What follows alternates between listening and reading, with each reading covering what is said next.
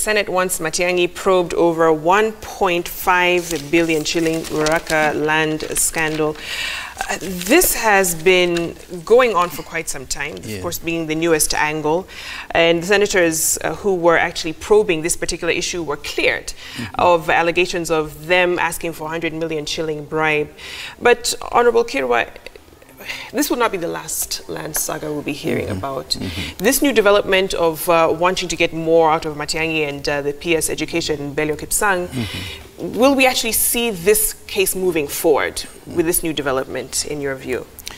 Well, what is worrying me is not the names involved. What's worrying me is the substance of the matter. Yeah. If this land really belongs to government and the officers involved made that brief, we would want to understand the fundamentals of the briefs, because ministers don't act in void. They act on information that has been processed by the officers. And if a minister was to act in void, then that minister will be misadvising himself, and he runs the risk of being prosecuted. That is the standard way of any minister in government. Under the old constitution, we used to operate under section 22 of the constitution, and you must get full advice, so that as minister, you either concur, but you must be concurring anchored on the law. And if you concur anchored on you agreed, you run the risk of being prosecuted. So I would not want also to prosecute the two friends of mine, because I know them very well. But if they did what is being portrayed here, they run the risk of losing the positions they are holding, and also they run the risk of being prosecuted, because you cannot pay money to a government entity. It has happened before, where you take away something from government, you give to an individual, then the government pays exorbitant prices.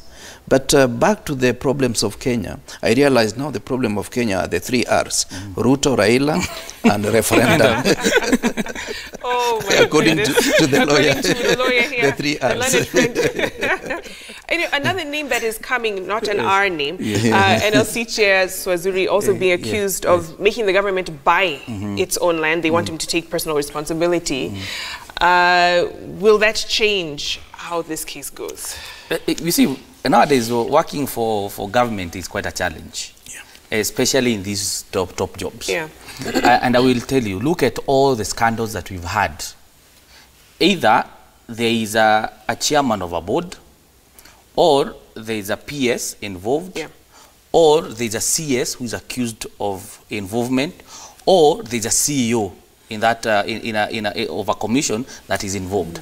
And the reason why is we are moving away from a situation where people would pass the buck to their juniors, where you would have scandals taking place under somebody's watch, and then they would say, I'm not the responsible, mine is just an oversight role, so you go after the juniors who did that.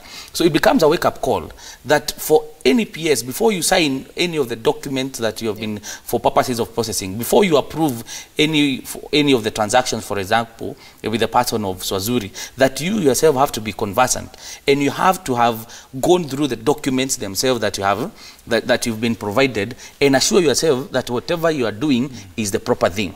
It's the same thing, for example, that the basis of the Senate report that they are accusing Matiang'i and Belio of the land scandal is because they are alleged to have ignored a quality assurance report. Right. Exactly. And so for that, if indeed the EACC, DCI, and DPP are convinced that indeed there was such quality assurance report that was brought to their attention, and indeed it was true, then there should be no reason why they should not be probed and unheld and prosecuted for that.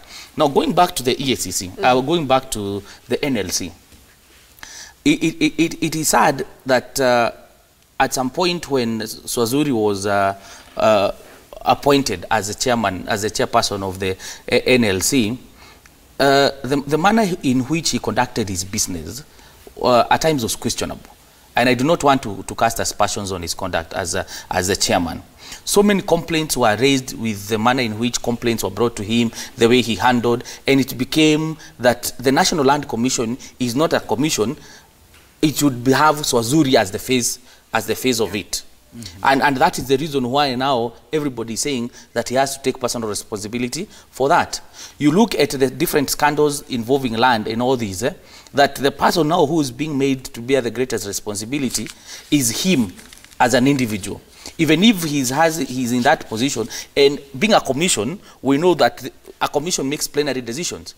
The question you ask yourself is, why are the other commissioners not lopped in? Because it was a plenary decision. So I think deeper investigation, if investigations reveal indeed he had a hand in everything, in all that was done, he should not escape prosecution. Victoria, let me say this. One, for the young ministers who are excited on holding those offices, that if there is something of the magnitude of 1.5 billion, let you go to the cabinet for you to get some clearance of the cabinet. That is the way you can shield yourself from exposure. Otherwise, making such decisions are very dangerous. Number two, you cannot also exonerate the CS Treasury. How was that money released from Treasury? Because there must have been a cabinet decision or a government decision based on factual information available to the Treasury. Because Treasury doesn't just release money. How fast was it moved? Because information that we have is that this money was moved so fast from Treasury onto the various accounts within such a short time, which means there were some interested parties, and that web does not just end in the Ministry of Education. So clearly some gaps in the investigation of this particular matter. They should come out with filling those gaps. And you see, it's the Senate, just like National Assembly, which I served, does not have the powers they are purporting to have. They can only make recommendations. It's the same executive which will initiate the process of prosecution or investigation to get credible evidence that they can nail the culprits. We are not saying the PS or the CS, the culprits, because it goes beyond the Ministry of Education. And speaking of this fight on corruption, Honorable Kaluma wanted to push amendments in the EACC Act to give the body more powers, make it a prosecutorial agency. And he said a lot of these smaller cases when it comes to corruption should be handled by the DCI, the DPP, and give the bigger economic and corruption cases to the EACC. He feels the executive leading this charge is not really helping the case against corruption. What do you make of this, Marigi? And I'll come to you, Honorable. Let me say it's good you've started with a lawyer. We've had a very lame commission. And the only excuse they give is that we do not have prosecutorial powers. And at some point, what happened is almost 70% of the files that they would send to the DPP for purposes of confirmation whether they are going to be prosecutions or not were returned because of, one, insufficient evidence, two, incomplete investigations, or there were glaring gaps that would end up there are glaring gaps in their recommendations that would not end up in a proper prosecution. But now the tide has changed. That you look at most of these mega cases, even graft cases that are there, they are being dealt with by two institutions, by the DCI and the DPP. You have a very close relationship between the office of the DPP and the DCI. And we have seen an increase in the number of prosecutions and the manner in which those cases are being dealt with. But now here you have EACC, where even for the cases that they have taken to court, you remember they gave the president a list, and I remember the president complaining, a list of people whom they believed were related to corruption, and the president fired so many people from his government. Have we ever been told about whether those people who are ever prosecuted, the outcome of those cases? We didn't. So we cannot have an excuse where you have a commission that does not do what it is given, the powers that it has. It has the powers to initiate investigations. It has the powers of processing those suspects. The only part it does not have is for itself, and it can have officers of the ODPP attached to it. The only thing that lacks is for them to make that final decision, prosecution decision, whether to prosecute or not. So that cannot be an excuse.